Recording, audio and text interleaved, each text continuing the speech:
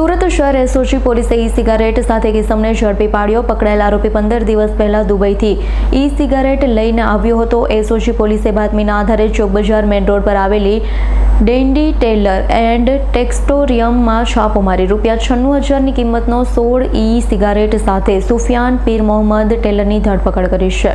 SOG પોલીસે બાતમીના આધારે ચોક બજાર મેઇન રોડ પર આવેલી ડેન્ડી ટેલર એન્ડ ટેક્સટોરિયમમાં છાપો મારી ₹96,000ની કિંમતની 16 ઈ સિગારેટ સાથે એકને પકડી પાડ્યો. બનાવની પોલીસને પ્રાપ્ત થતી માહિતી મુજબ એસઓજી પોલીસની ટીમ પેટ્રોલિંગમાં હતી ત્યારે એએસઆઈ હિતેશ સિંહને બાતમી મળી હતી. ચોક બજાર મેઇન રોડ ખાતે આવેલી ડેન્ડી ટેલર એન્ડ ટેક્સટોરિયમમાં ઈ સિગારેટ વેચાય છે. બાતમીના આધારે પોલીસે છાપો મારી તપાસ કરતા ટેબલના ડ્રોઅરમાંથી પ્રતિબંધિત 16 જેટલી ઈ સિગારેટ મળી આવી. પોલીસે આ 96,000ની કિંમતની સિગારેટ કબજે લઈ દુકાનદાર સુફિયાન પીર મોહમ્મદ ટેલર રહે જુમા મસ્જિદ પાછળ રાબિયા મંજિલ ચોક બજારની ધરપકડ કરી. પોલીસની પ્રાથમિક પૂછપરછમાં સુફિયાન 15 દિવસ પહેલા દુબઈ ફરવા માટે ગયો હતો. ત્યાંથી આ ઈ સિગારેટ લઈને આવ્યો.